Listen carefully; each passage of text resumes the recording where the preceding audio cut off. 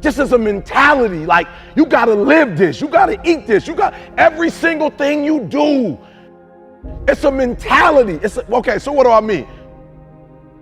Going to the next level is about the W, the O, the R, and the K, baby. It's about work. No, I'm not talking about location. I'm talking about giving 120%.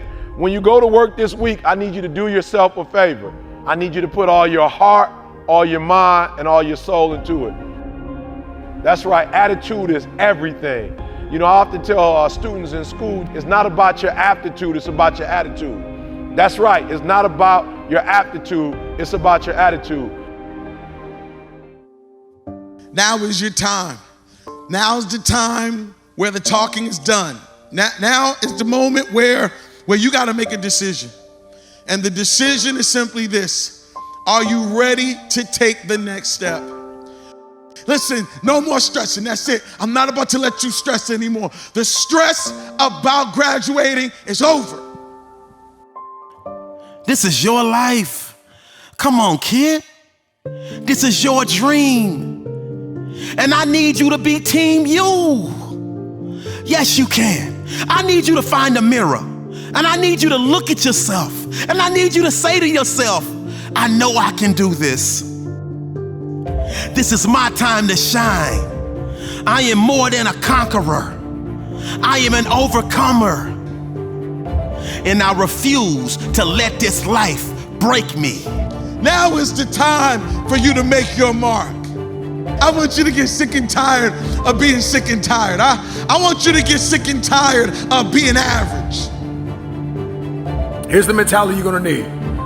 That nobody's gonna outwork you. I'm sorry, I love you, but you're not gonna outwork me. I'm with you, but you're not gonna outwork me. We're connected, but you're not gonna outwork me. We can dream together, we can lean in together, but you're not gonna outwork me. We may be in the same class, but you're not gonna outwork me. Number one, I need you to have the made up and fully persuaded mind that nobody is gonna outwork you. Stop sitting around moping and complaining and waiting for somebody to connect the dots for you. Put the work in and take the stairs to the top. And it's gonna cost you something. It's gonna cost you more time than you thought you'd have.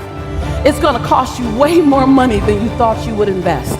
It's gonna cost you some friends who couldn't make the entire journey with you. It's gonna cost you that sense of, oh my God, I gotta leave, I gotta die to the old me to allow the new me to be born to my future. It's gonna cost you something. You don't need the perfect teacher for you to succeed. You don't need the perfect classmates for you to overcome. You don't need to be in the perfect setting. Nah, even when it's not perfect, you're gonna make it. Why? Because you're fueled on the inside.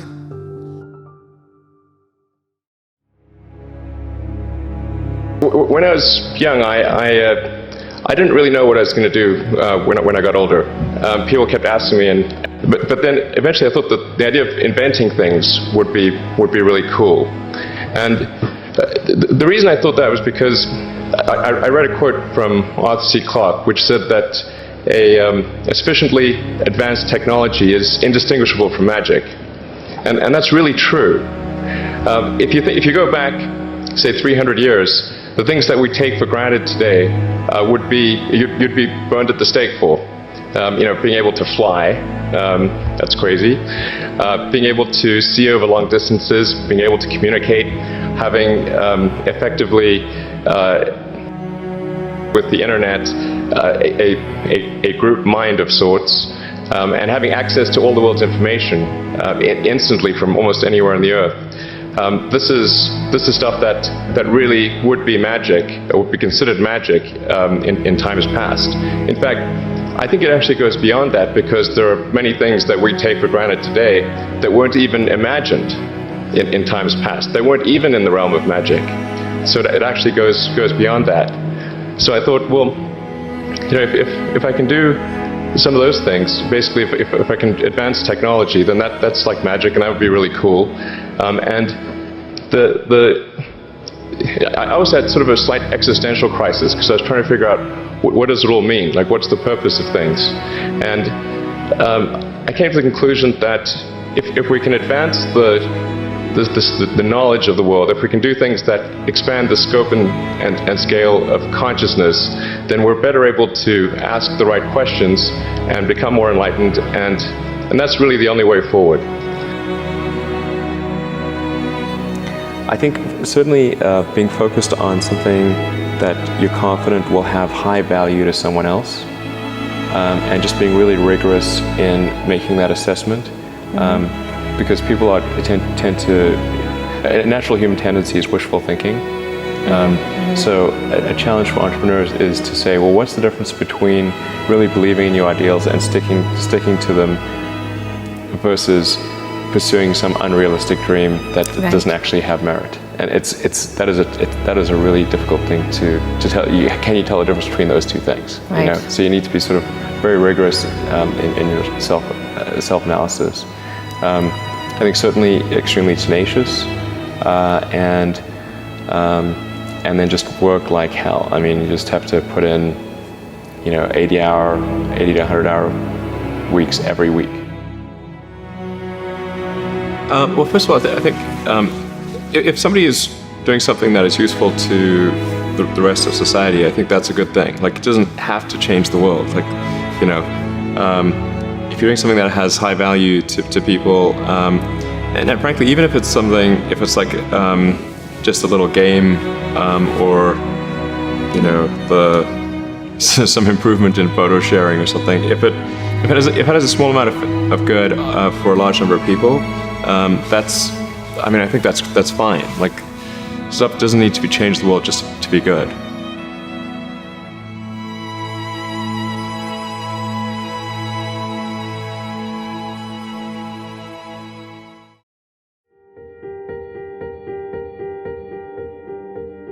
Let's kick this off with golden nugget number 1, creating your own inner happiness. That you are responsible for your own happiness.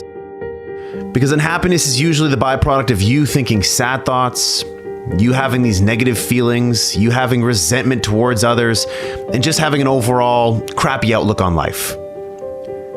So if you think those things, what do you think is going to happen? You have to force yourself to not think those negative thoughts. Peel says we have to get into the happiness habit by thinking upbeat, cheery thoughts throughout the day. We like to sit and dwell. We like to sit in our own sadness. I don't like to do that, but I just know that sometimes my brain forces me to do that, and I don't know why. So I have to force myself to not do that. I have to put on upbeat music. I have to go do something productive. I have to get in the gym. I have to go hang around friends that are going to make me laugh. And it's tough. At first, it doesn't feel right. It feels like you're forcing it because you are forcing it. But eventually, it starts to make you feel better. There are miracles happening all around you. There is beauty all around you. Open your eyes and look. Can you see the sun shining? Great. Can you hear the birds chirping? Great. Can you feel the warmth of the sun on your skin? Awesome. There's simple beauties all around us. If you want to start to feel happy, it starts with you wanting to feel happy. So short circuit those negative thoughts. And when you start to feel bad, when you start to find yourself gossiping, feeling guilty, feeling angry, feeling whatever it is you're feeling that's negative, turn that around. Force yourself to think positively, do positive things. And while it doesn't feel right at first, keep going. You're on the right path.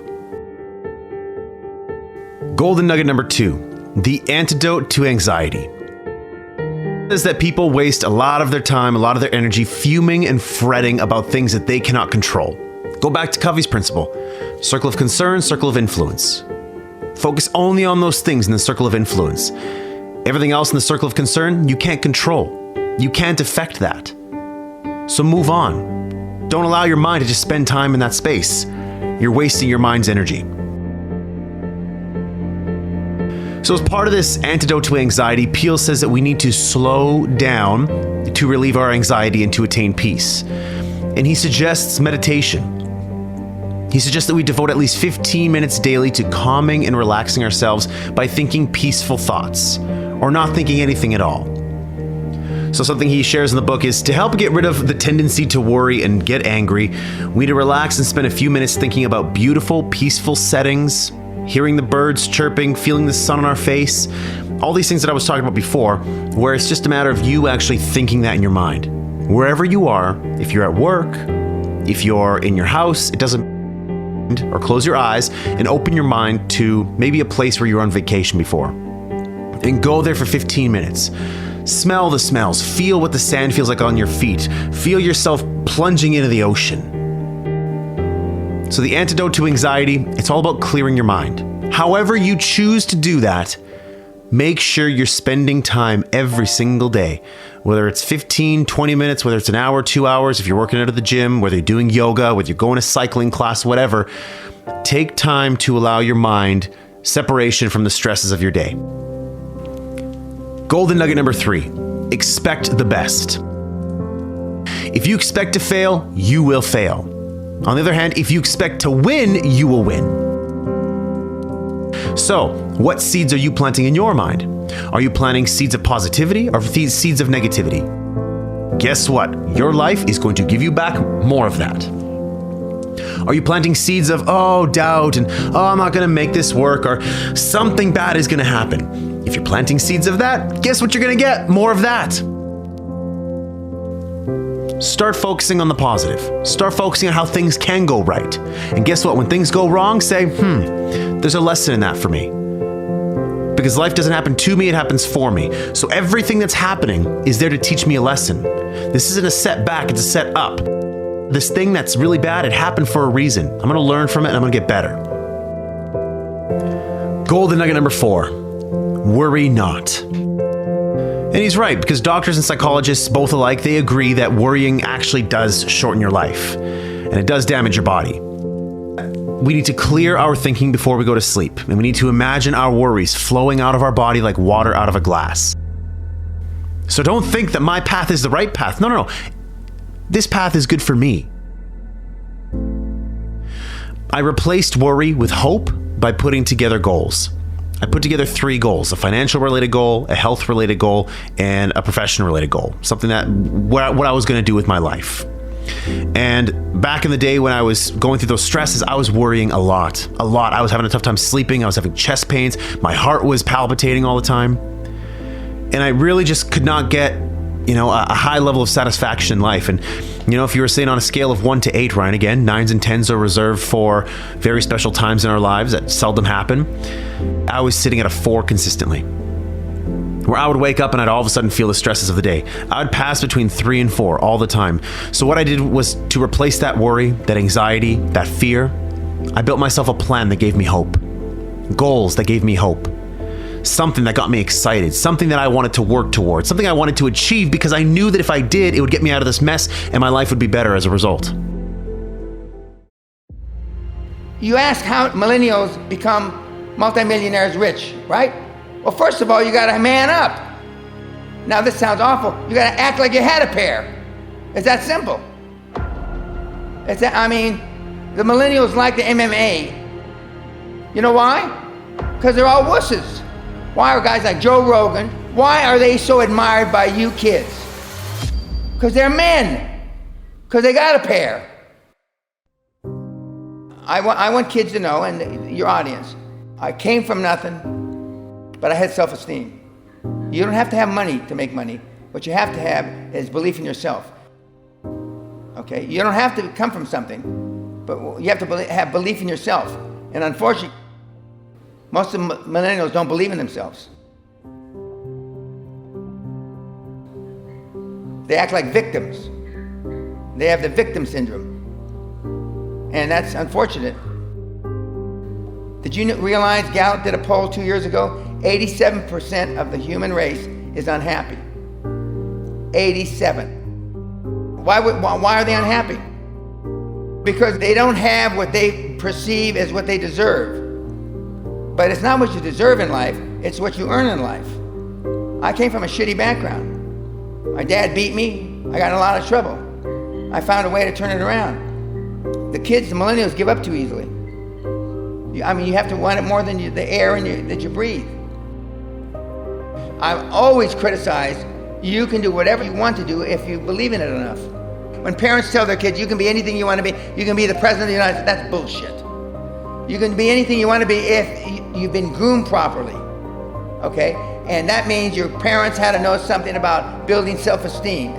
I mean, we don't do what our parents tell us to do. We do what we see our parents do. So when I tell you can be anything you want to be, I've created billionaires with these two hands. If I looked at your 5 friends, each one of you, the best of you have one maybe person that's worth having as a friend. If you measure, am I growing with this person? I mean, is she detrimental to my future? And you go through the list, I mean, very few of the millennials that I know can justify the people that they hang with. What I do know is this. Every single person watching or listening to this has immense power inside, has incredible talents and gifts, has incredible capabilities that they don't even know exist right now. So many people have written discount version of yourself, okay? But you have to, again, think to yourself, okay, I am left, but I can now turn this left into something positive. What's important is for people to understand that that setback, forsaken, rejected, it didn't work. That setback is only temporary. There's an element of just getting back up again when you've been punched so many times that you feel like you can't. And there are times you feel like you will never get out, and that you will be a discount version of yourself, and that what used to be your life is not going to be your life. And that is not the truth. You can do anything you set your mind to if you roll up your sleeves, you get in there and you do it. Everything is figure-outable. The only real power we have in the world is choosing our response. We can't choose what happens to us. We can get stuck into situations where we are not treated fairly, where any number of bad things can happen. And so the only choice we can make is how to respond. And I find that that knowledge gives me so much freedom, because if something bad is happening to me that I can say is beyond my control, I can say, well, at least, I have the power in my response to show the world what kind of person I am. In the moment, we have to work with what we have, like to just alchemize the anger, the frustration, someone putting you down, and to use it as a positive and productive vehicle to help you move ahead. The key is not to try to become the person you used to be. And you may have heard this saying that I say, a comeback is not a go back. So I win or I learn, but I never lose. What does that mean? It means that no matter what situation I put myself in, either I'm gonna be a baller and I'm gonna knock it out of the park, or I'm gonna learn a ton. And then I'm gonna be like, okay, so I learned all this stuff, but I could do it next time. But I never lose. So I'm not attaching that identity. Does that mean that I never make silly mistake? Of course I do. Does that mean in the moment when I've wasted cash, when I've made a poor judgment call, when I've fallen flat on my face, that I don't freaking cry or feel like an idiot or absolutely want to cry in the corner? I absolutely do those things. I do those things. But then the moment I actually take a breath and have a little perspective for a moment, I'm like, okay, I win or I learn, but I never lose. And that allows me to get back up, contextualize it, and keep on trucking. All we're striving for, progress, not perfection. And I think that those stumbles and those screw-ups are a really positive indicator that you're actually in the game, that you're actually making progress, and that you're on your way eventually to victory. Best piece of advice I ever heard is don't punk out and quit. Worthwhile, worthy things in life are just the result of a lot of, painful, enduring failure. You'll be annoyed about, I often get annoyed about something somebody said to me at the office, or some political thing that's going on, in my friend group, or some other issue. I'm stuck in traffic, and I will forget, wait a minute, okay, at the end of the day, I come from stardust. I will return to being stardust. None of this matters at all. The only real thing that matters is love, loving people and being loved yourself. And I think everything else is kind of gravy. So go find something that you're so friggin' passionate about that you can't help yourself, but just attack it, and then just go and start having fun with making your life immeasurably better.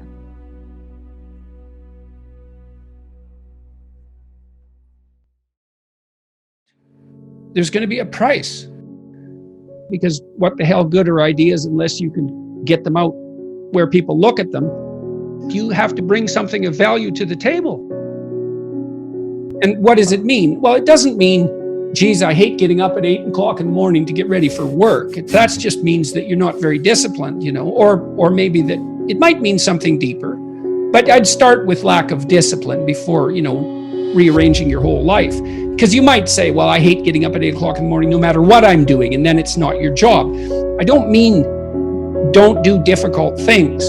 I mean, watch yourself, and if you see that you're doing things that make you hate yourself, then consider the cost of continuing.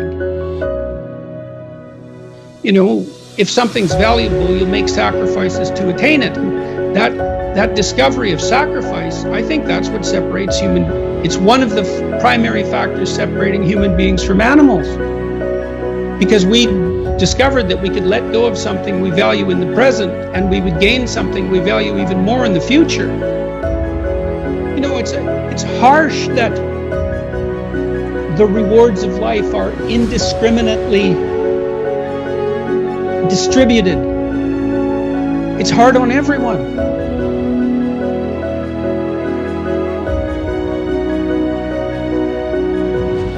But it doesn't help. It doesn't help to become bitter. And it's not like I don't understand the temptation. I think part of the reason I get away with being so bloody preachy is because I'm talking to myself. It's not like I don't put myself in the boat of the damned and lost. Are you working for the betterment of being, or are you working for harm? And everyone has a sense of this.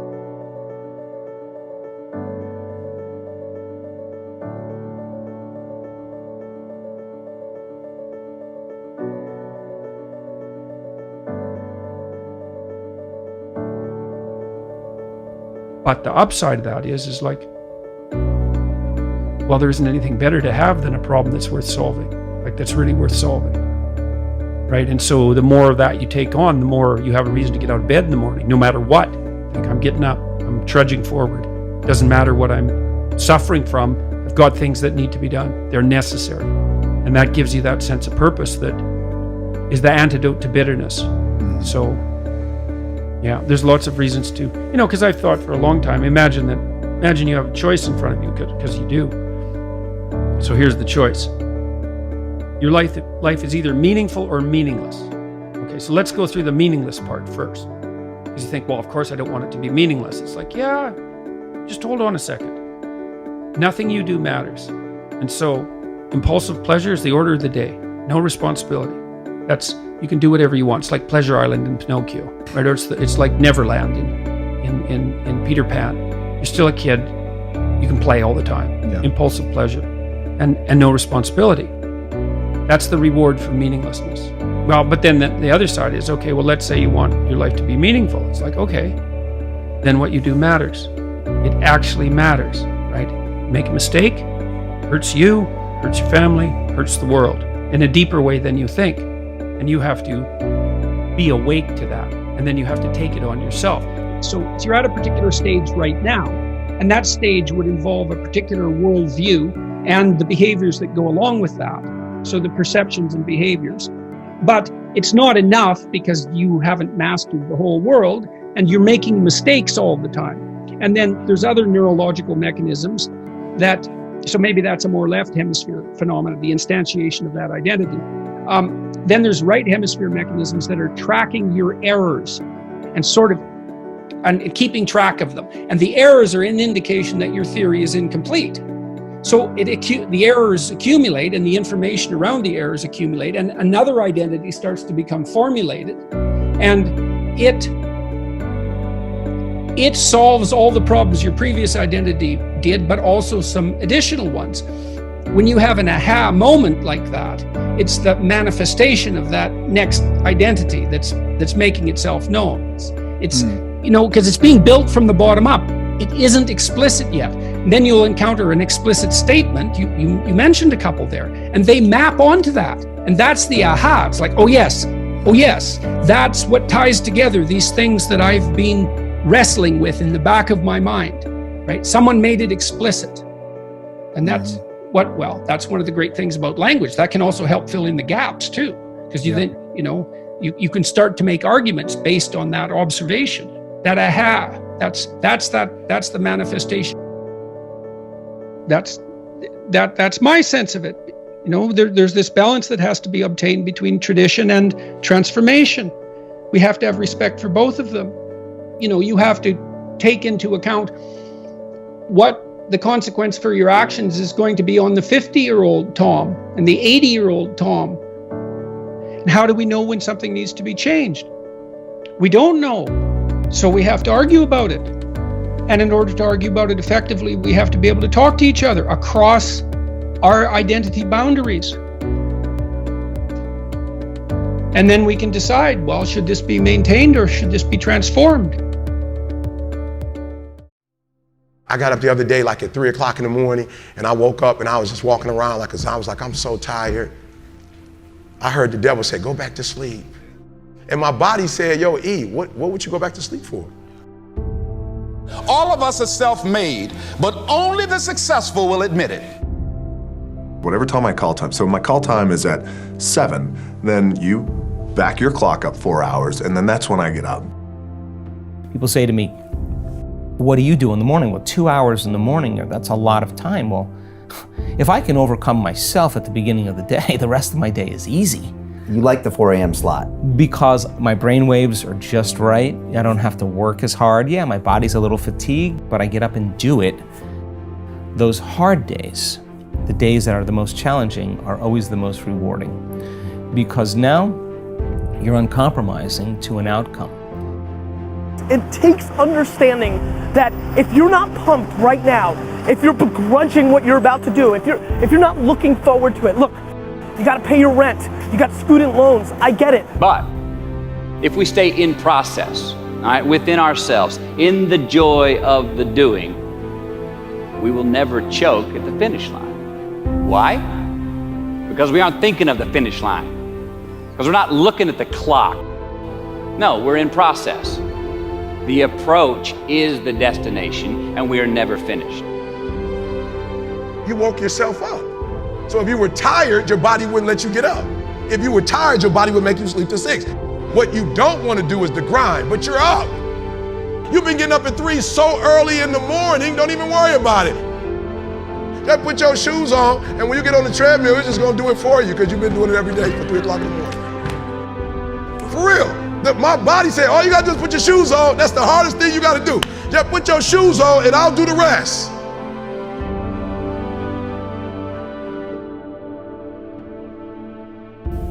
Just because you can? Nah, come on. It's not a good enough reason to do something. All right, be discerning. Choose it because you want it. Do it because you want to.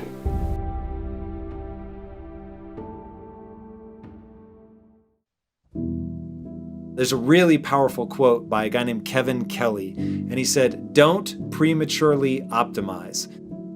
Don't just settle on a morning routine because I say it or because somebody else says it. Think of each part of those routines that you hear as being like Legos, and you're gonna try a bunch of different Legos, and then you're gonna see which ones create the morning routine that's perfect for you. And that is the key. It needs to be perfect for you. There isn't going to be any one size fits all. There are going to be different things that work for different people. So make sure that you get out there, you try a bunch of things, and then see what works for you.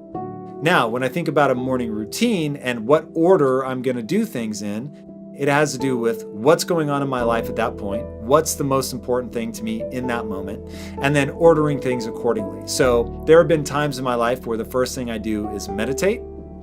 There have been times in my life where the first thing I do is go to the gym.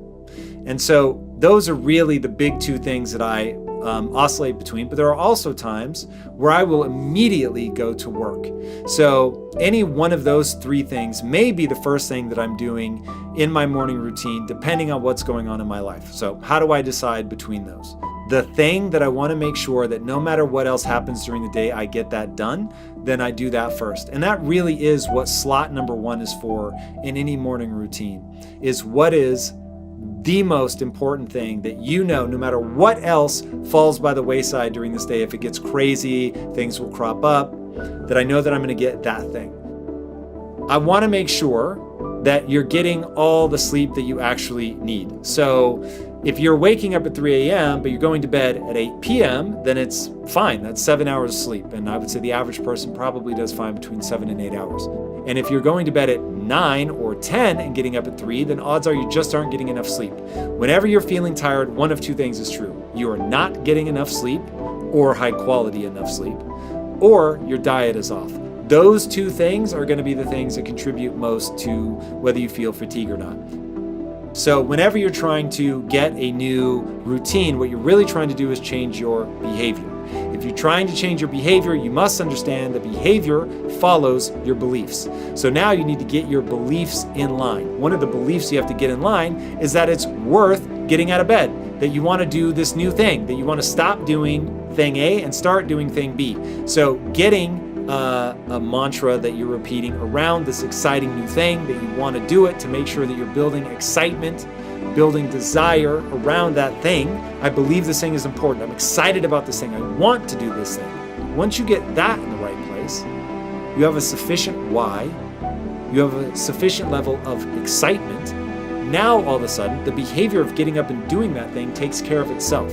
So one of the most important things you can do in your life is to realize that it's critically important to be excited about the things you're trying to wrap these routines around. I see so many people fighting this ridiculously uphill battle to do a really hard thing that they don't care about. I have a really hard time doing things that I don't care about. So I'm always focusing first on getting myself to the point where I care. Now, that may mean that you have to change your life. If you hate your job, hate the things that you're doing with your time, step one is to start doing things that actually give you more energy than they take, that are exciting to you, that you're amped about, that seem worth pursuing, that you look out into your future 3 to 5 years. You know where you want to be, and you're taking meaningful steps to get there. Having a dream that is exciting and honorable, and you know that if I do this thing today and tomorrow and the day after, and I can make it a habit, and this becomes my routine, now I'm really making meaningful strides towards my goal. All of a sudden, when you don't feel like doing it, you just remind yourself what you're chasing. You remind yourself what that goal is. And most importantly, you remind yourself why you're pursuing that goal. It's a great Nietzsche quote. A person with a strong enough why can survive almost any how.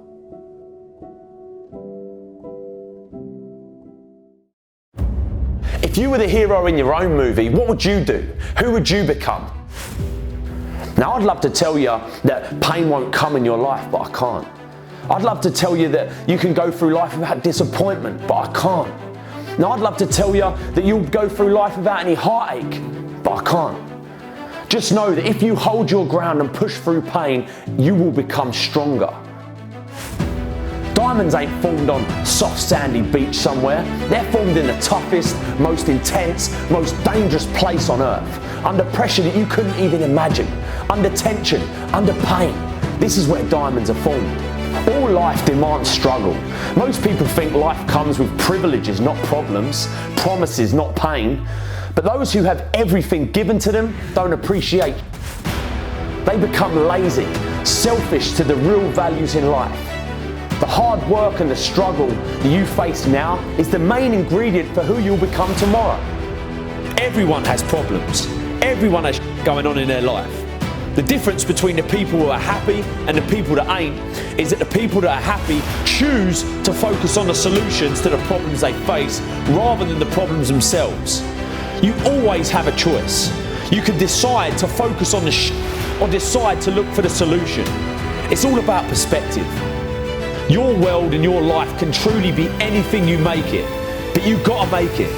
This ain't some motivational, inspirational bullshit. This is the truth. It's so easy to just go through life sitting on the fence, never going for something that you really want. It's easy to say that I'll try that thing tomorrow, or I'll do that tomorrow. One day I'll get in shape. One day I'll tell that person how I feel. One day I'll start that business. One day I'll leave this job. One day. We've all had times where we find ourselves constantly telling ourselves that one day we'll do that thing. The problem is, we look at all these opportunities around us and we say they're risky. What you've got to realise is life in itself is risky. No one is getting out of life alive, I'll tell you that.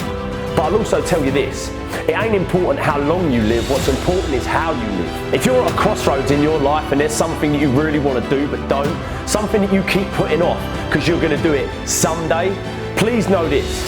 The road to someday leads to a place called nowhere. You've got to risk everything. You've got to put it all on the line. Most of the time you ain't doing you want to do because of a few things. Fear of failure, fear of rejection, fear of not being good enough, fear of what people might say, fear that it won't work out, fear of regret. But if you have something that you really want to do, something that's inside you and just won't go away, that thing that's there when you wake up in the morning and it's there when you go to sleep at night, you got to go for it. Go get in shape. Go tell that person how you feel. Go start that business. Go leave that job. Go leave that abusive relationship. Remember this, you can fail in life doing something you hate, so you might as well risk it and do something you love. The hard work and the struggle that you face now is the main ingredient for who you'll become tomorrow. How can we appreciate success and happiness if we've never had pain? How can we appreciate beauty without ugliness? How can we appreciate the light without the dark? Every single struggle makes you better. All the tough times make you stronger. Every time you get knocked down, it lets you climb a little higher next time. What are you going to do when you go through pain? Because how pain changes you is up to you. You can come out angry and resentful, or you can come out grateful for the experience. You can come out bitter, but you can also come out better. We all experience pain. My challenge to you is to not just go through pain, but grow through it. Pain is there to make you better. Without struggle, there can be no victory. And let me tell you, when you've been through pain, when you fought for where you are, you ain't gonna let anyone take away what you got.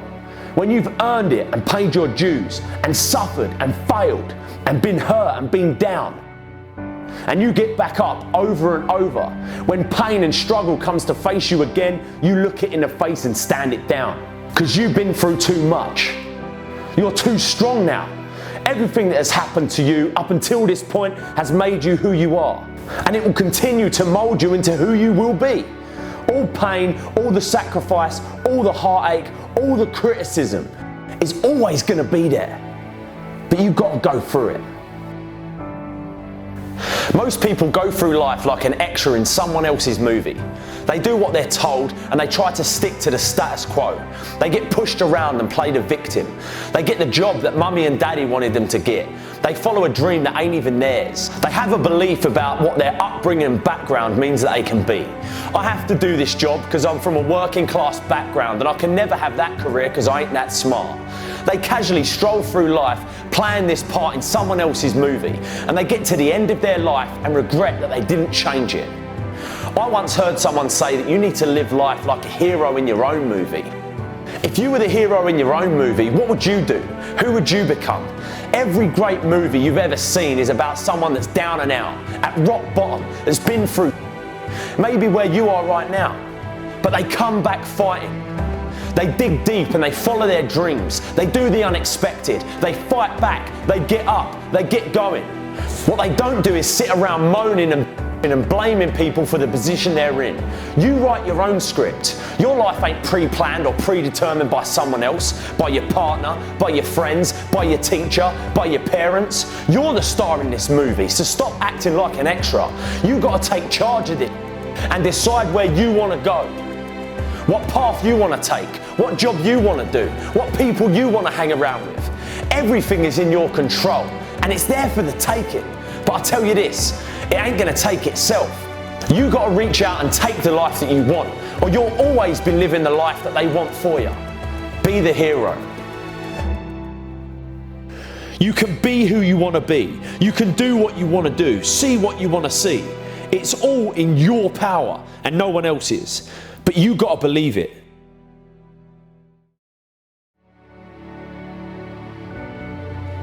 I would lay in bed for up to 4 hours a day, every single day, because I couldn't motivate myself to get out of bed. I didn't have a job. My girlfriend, now wife, was working, and I had one thing that I had as a responsibility every day, and that was to make her a sandwich before she came home for her lunch break. And the only thing that would get me out of bed, 15 years before I'm capable of building $1 billion company, the only thing that got me out of bed was shame. So you have to understand, people had not misidentified me. This is not a story of someone who was born extraordinary. People just couldn't see it, that I was secretly this amazing person who was just waiting for their opportunity to shine. This was somebody who was lazy as had no idea what they were going to do with their life. I had no idea how I was going to pull it off. I was absolutely terrified. Every time I looked in the mirror, I saw me staring back, and I knew how lazy I was. I knew how afraid I was. I knew how insecure I was. I knew that at my core, I wanted people to like me, and I was terrified that they had every reason in the world not to like me. But instead of becoming someone who was worthy of self-respect, who was worthy of their respect, I was trying to create the illusion that I was something because that seemed like I could do it fast instead of just buckling down and doing the hard-ass work of becoming somebody new. Because I had one failed misunderstanding. I believed that my talent and intelligence were fixed traits. I was born a certain way, and life was about making the most of what I'd been born with. What I did not yet understand is the reason humans are the ultimate apex predator. The reason that we have taken over the globe in a way that no other species has is because we are the ultimate adaptation machine. When I was a kid, the adage, you can't teach an old dog new tricks, was like, everyone just believed it. But because of that, I found myself putting myself in smaller and smaller rooms because, and this is going to be the most important thing that I say today, of this I assure you, what you build your self-esteem around matters. And whether you realize it or not, each and every one of you has something that sits at the core of how you feel about yourself. And from that, your identity, your sense of self-worth, your self-esteem, it is all built around that thing. And I will tell you the trap that most people fall into, that I certainly fell into, that led me into hiding in bed for 5 hours at a time every morning, was that I valued myself for being smart, for being right, for being good, for being worthy, all incredibly fragile traits. And I kept encountering people who were smarter than I was, who were right more than I was. And it made me feel badly about myself. Now, if there's anything you know it's that humans move towards the things that make them feel good, and they move away from the things that make them feel bad. So you can understand that is a terrible strategy to have this very fragile thing that holds my entire sense of identity and self-worth. I'm smart. I meet somebody smarter than me, and I don't think, what can I learn? Because I think an old dog can't learn new tricks. I believed that the human mind couldn't change. I believed that it was fixed. I believed that my talent and intelligence were just what they were. It all seemed true. It wasn't like I knew it to be a lie. It wasn't even like I knew that I had a choice to think of it a different way.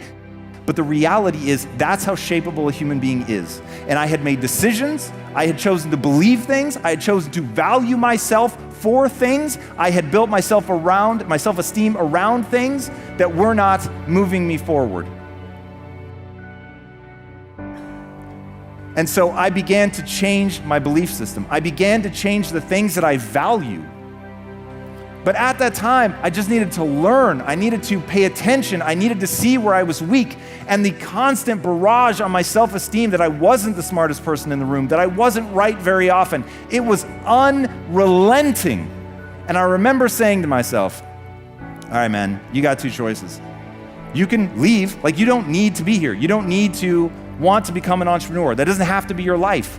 You can go back to selling video games, which is what I was doing. You can go back to selling video games. You could go back to teaching. Like, if that's where you're gonna be happy, then go do that. But if you really want to become extraordinary, you've got to separate your self-esteem from being wrong. You have to. Because otherwise you're never going to see the opportunity to get better. And so I decided that I was going to start valuing myself. My entire value was going to be predicated on being willing to admit that I was wrong, on being willing to stare nakedly at my inadequacies. I was not going to hide from them. I was not going to run. I wasn't going to try to do some fancy story. I was just going to own it. Yo, you suck at this, man. You suck at this, but you're just not good at it yet. And once that word yet is lingering out there, suddenly it becomes a question of time allocation. So you know you could get good at it, but it's going to take a lot of time and energy. So what are the skills that you really want to get good at? And that goes back to that clarity. What do I need to get good at in order to accomplish the things that I want to accomplish? It does not need to be something that somebody else values. It needs to be the thing I have chosen to value, that I have built into my life, this worship around getting good at that thing. I didn't have to get good at helping others build mindset. That didn't have to be my life. But that's what I've chosen. That's what I want to do. And so I build this tremendous amount of value into it. And because I value myself for pursuing that, and I value myself for admitting when I'm wrong, and I value myself for staring nakedly at my inadequacies, every day I'm getting better. But I'm begging you, I am begging you with everything I have. Remember that just 15 years earlier, I got out of bed solely out of shame. My mother thought I was going to fail. My father-in-law did not want me to marry his daughter. Brick by brick, day after day, I transformed myself. It was not an uncovering of something that was real and already there. It was simply acknowledging I am a hopelessly average human, but humans are the ultimate adaptation machine. So I can change. I can become whatever I want.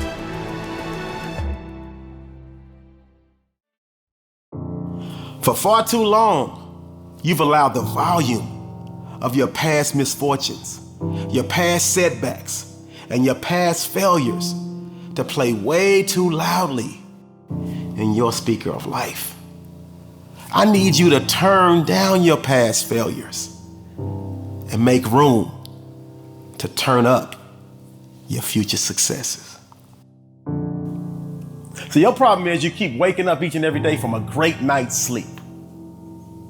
12 o'clock, 1 o'clock, 2 o'clock, whenever you want to wake up. My problem is you're not even tossing and turning in your sleep. Just 1,000% comfortable. But then you wake up every day complaining about you not being where you want to be at in your life. At least if you're going to sleep, do some tossing and turning. So I know something is uncomfortable, because all the growth happens in the uncomfort zone. When you're comfortable, you can't grow. You refuse to raise your standards. You refuse to push yourself. You refuse to give a little bit more, give a little bit extra.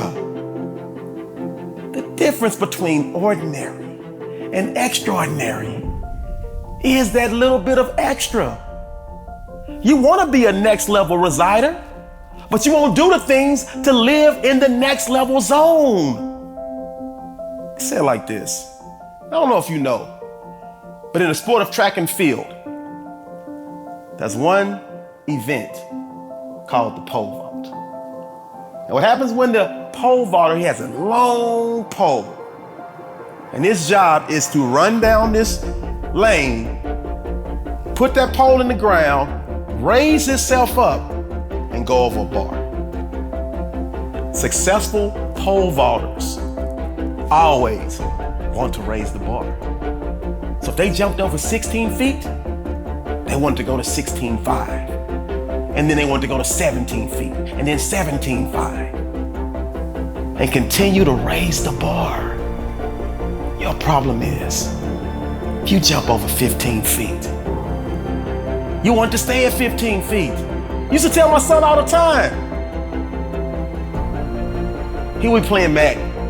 And I look up, the score was like 100 and something to 0. And I'm like, son, who are you playing against? And I would look, and there would be him sitting on the bed playing, and there would be a controller right by him with nobody playing.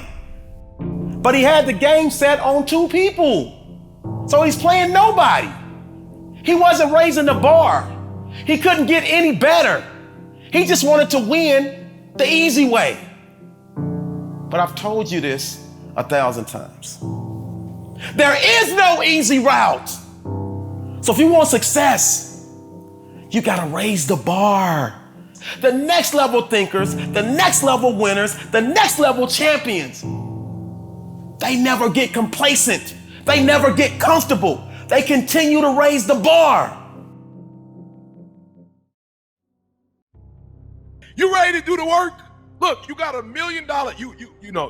You want the Bentley. You want the gated community. You want all, you see it on Instagram. They're going to the Cabo. You want to do all that stuff. You see private jet. Like, yo, you want to do all of that, but you don't want to do the work to get it. I'm telling you, the W, the O, the R, the K. You live in a country where you can get whatever you want. There are no limitations. You have 5 cars, 3 homes, 4 homes, 5 homes. You can have a beach property. You go travel, do it. You have as many pair of J's as you want, whatever your favorite shoe you can have. Like, you can have whatever you like. Come on, you can have whatever you like, but you can't have it if you're not willing to work for it. I'm just being real. Everybody want to blow up. Everybody want that life. Everybody want to have the house, the car, the clothes. But everybody don't want the work ethic. Everybody don't want to put in the work. And I'm telling you, my life blew up the day that I realized, yo, E, if you're willing to get up and go get it, you can have it. If you're willing to listen to me, here's what I tell people. I'm not the most talented guy. I don't say all my words correctly. I don't grammar. You know what I'm saying? I'm not always on the right side of grammar, but I'm always successful because I'm always on the right side of work. Hear what I'm telling you. I don't always say the right terminology. I'm not the smartest. I don't always do well on those standardized tests. Listen to me. I'm not always on the right side of intellect. I'm always on the right side of work. Always. And that's why I can have what I want. I can be what I want. I can do what I want because I'm willing to do the W, the O, the R, the K. I'm willing to get up early. I'm willing to stay late. Are you hearing me? I'm willing to get up early. I'm willing to stay late. I'm willing to do 2 reps, 3 reps, 4 reps. I'm willing to do whatever it takes. I don't go to bed when I'm sleepy. I go to bed not when I'm tired. I go to bed when I'm done. I didn't get here. I didn't become #1 in the world because I wished it, because I wanted it. I became #1 young people because I get up and do the work. I heard somebody tell me they're not a morning person. What kind of foolishness is that? You're not a what? What does that mean exactly? You're not a morning person. What, you a child? What does that mean you're not a morning person? If I got to get up early in the morning to get the money, I'm a morning person. If I got to go play somebody in their hometown and they got home court advantage, I'm about to come bring the heat. Like, listen to me, like, you got to stop playing. So most of you, what happens is when everything is favorable, you a beast.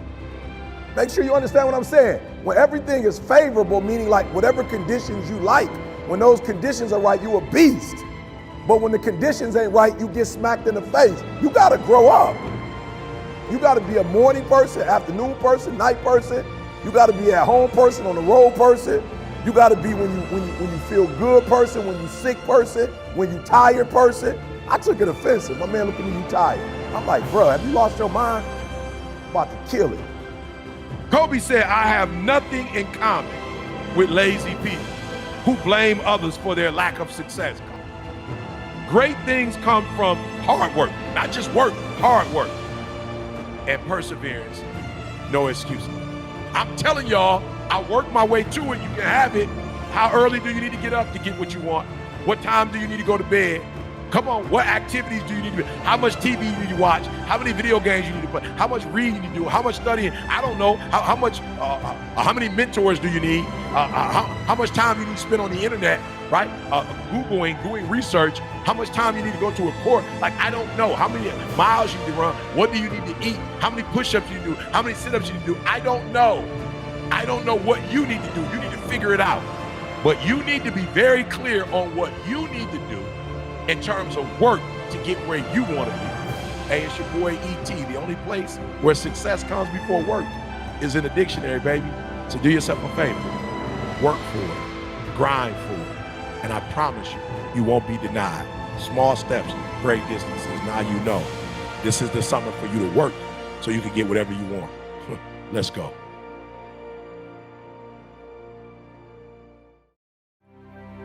You want to know why you feel the way you feel? You feel stuck. You feel like you can't get anything done in a day because you have not made the decision to sit down and prioritize it. The great Stephen Covey says, the key is not to prioritize what's on your schedule, but to schedule your priorities. See, the way to get started is to stop talking and start doing. Those that achieve at a high level, they don't talk about it, they be about it. I love when TD Jakes says, don't tell me what you gon' do, tell me you got it done. If you want to be more productive, then I need you to start doing things that the most productive people on this planet do.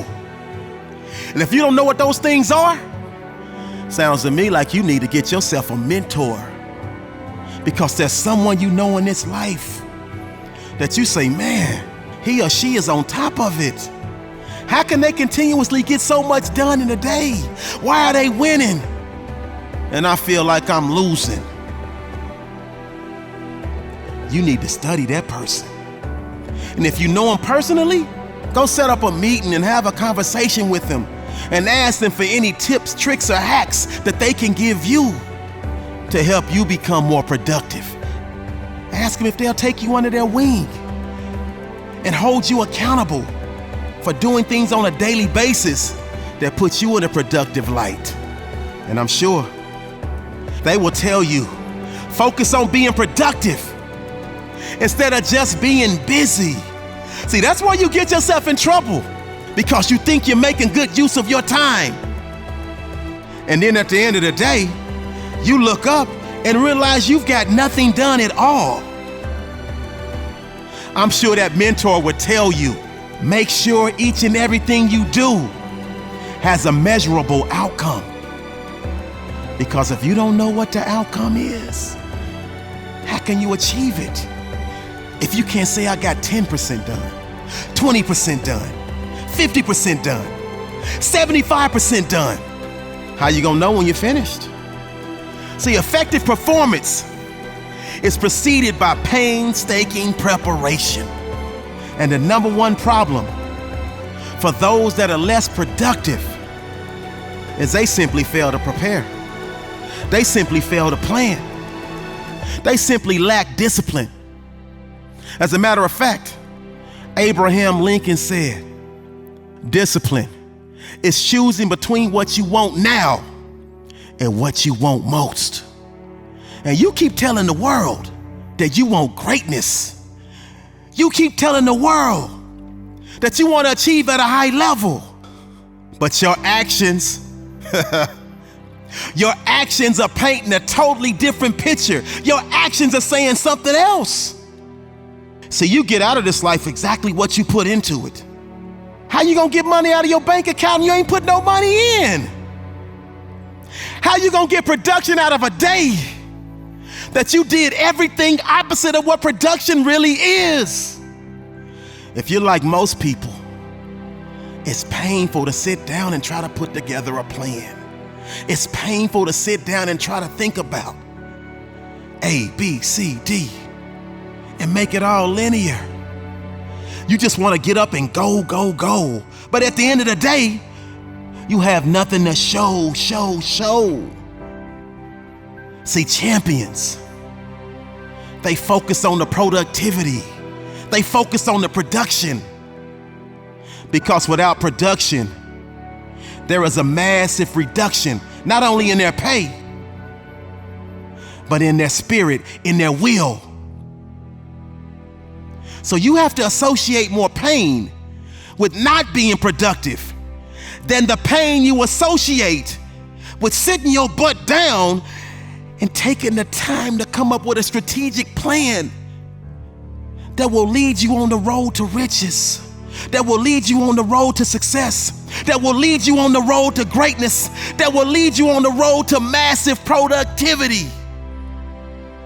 It's simple math. You plus production equals next level greatness. I love this quote.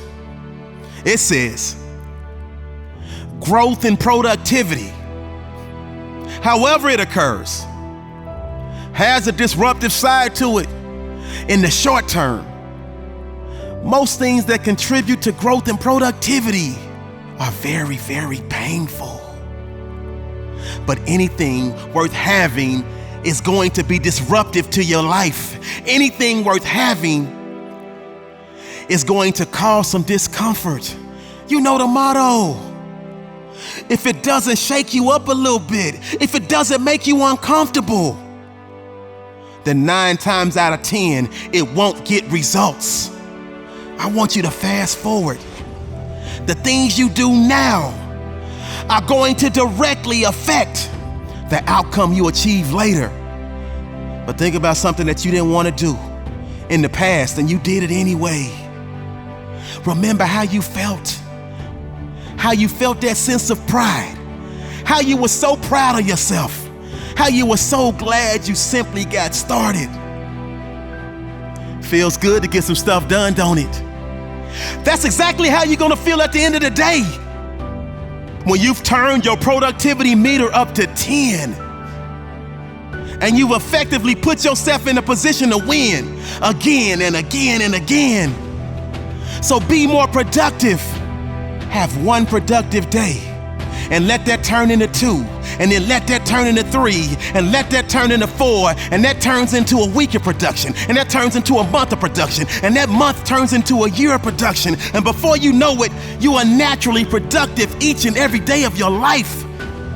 And now, when you have a day that you are less productive, you feel it, and you do everything within your power to make sure the next day it doesn't happen again. Because now, being productive is a part of who you are. And you truly understand that to arrive at your destination, the next level, it requires massive productivity each and every day of your life. This is a great day to win.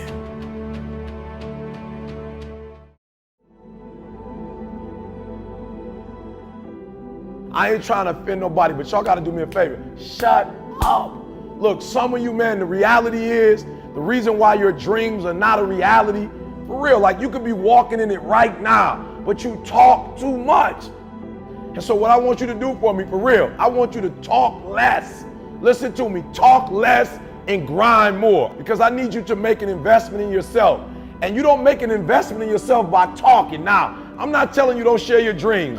But for some of you, you get that euphoric feeling just from talking. Like for real, when you talk, it's like you feel like you've accomplished something. When you talk, you feel like you've done something. All right, maybe your mama, maybe your best friend, I don't know. Maybe you need to look in the mirror and tell yourself, but do me a favor, shut up. All right, shut up. Stop talking so much. You don't gotta talk about your dream. Look, do me a favor. Let your work, look, talk less, grind more. Let your work speak for you. And so for some of you, for real, this ain't been your best semester, but you still got time to pass that class. You still got time to finish strong, all right? And so even if you gotta finish ugly, if you gotta finish downright dirty, let's just get it done. But right now, we're in that last week. This ain't time to quit. This ain't time to doubt yourself. Remember what I told you, never give up, never give in, just hang in there, all right? Champions keep going when they don't have anything left in their tank. That's the difference between the greats. That's what separates them. When they don't have no more, when it's over, when they're tired, when they're frustrated, when they're ready to give up, when they spent their last dime, that's when they get started. Are you hearing me? It's when you have nothing left. It's when you depleted all your money, when all your energy gone, when you have nothing left.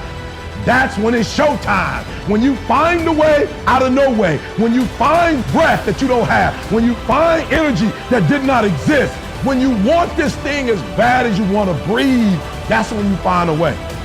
Listen to me closely. When you get to the point where enough is enough, when you get to the point where it hurt real bad, when you get to the point you can't take it no more, when you get to that point, I'm telling you, I can't explain it to you. But doors start opening, opportunities start happening, But what you cannot do is you cannot quit doing the process. You cannot give up because it ain't what you see. You cannot give up. So do me a favor, shut up. Shut up. Stop talking. You talk too much. You talk entirely too much about your dreams. You talk too much about your goals. Say it once. Say it twice. No more than 3 times and get to work.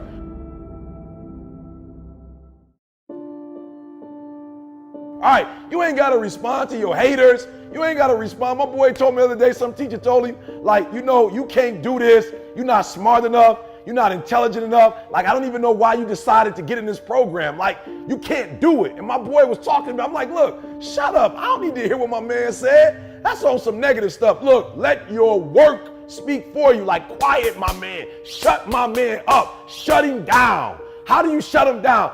You don't shut him down by talking about what he said. You don't shut him down by talking about, how you feel about what he said. You shut him down by working. So I need y'all to do me a huge favor. All right, Bruce Lee put it best. He said, knowing is not enough. We must apply. Being willing is not enough. We must do. So I told you, second quarter living. We're not talking no more. Second quarter living is about application, all right? It's about taking it to the next level. It's not about talking, it's about doing. Xbox, put it in the mail and send it home. Your cell phone, cut it off. Facebook, Twitter, if it's not helping you academically, cut it off.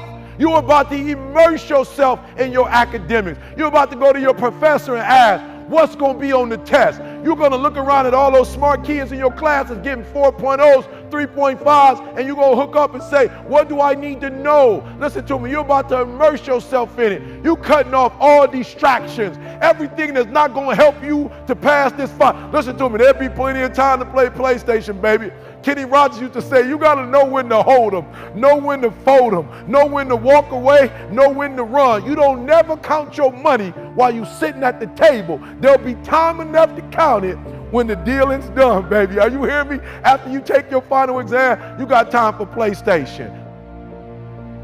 So when you talk, right? When you say, I want to be a doctor, I want to be a lawyer, I want to be an engineer, I want to be a track star, I want to be an artist, I want to be a rapper. Like whatever you say out of your mouth, that one word will require thousands of actions. Hear me and hear me carefully.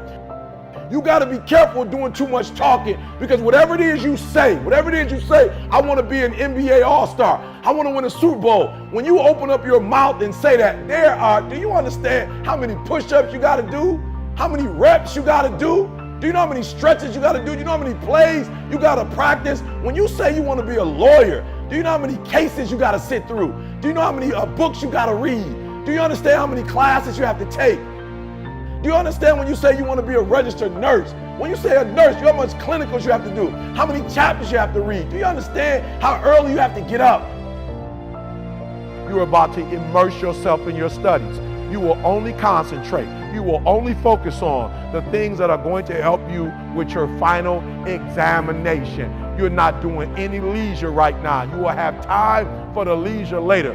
How much work do I have to put in to make this happen? Because it's not going to happen just because you talked about it.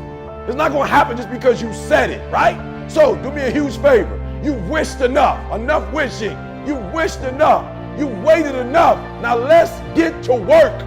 You can't go back. There's no options at this point. We're in the fourth quarter. It's do or die, baby. We do not have time. We about to go get it, right? It's ours for the getting. You're in school. You can do it. You're in school. You were smart enough to get there. You're smart enough to get out. You can do it, and you're not leaving. Listen to me. We ain't going home. We ain't going nowhere until we get the degree. You ain't going nowhere until you get it done.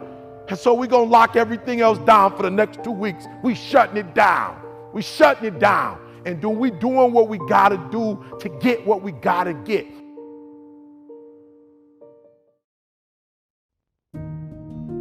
Deep breath in and ask yourself, what's my dream? What's my dream? I have a dream that one day this nation will rise up, live out the true meaning of its creed. I play that song to you because that speech would play, and I would get up out of that room, and I'd run out the door every single time. Something about Dr. King's voice would absolutely make me so uncomfortable. And it didn't make sense. I kept getting up and running out every single time. 9 times when this instructor played this message, I would run, and finally another instructor saw me running out. He saw this consistency. He ran out behind me and he said, "What are you running out for?" And I kept searching and searching and searching. I couldn't figure out why. And then it came to me. I said, I don't know if I'm willing to pay the full price for my dream the way Dr. King was willing. And I can't shake the dream though.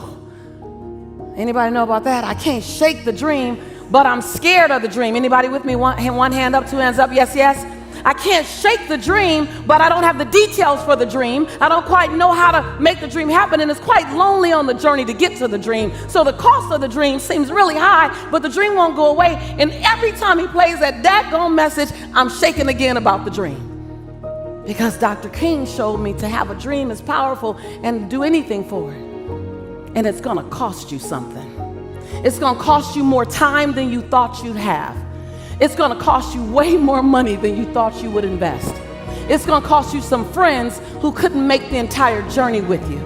It's gonna cost you that sense of, oh my God, I gotta leave, I gotta die to the old me to allow the new me to be born to my future. It's gonna cost you something. This is the year for reset. This is the year for restart. This is the year for reignite. This is the year for repeat the things that you love. This is the year for recommit. This is the year for redesign. This is the year for re-engage. This is the year for restart. This is that year. This is that year. Yes, yes. Yes, yes. Perfect.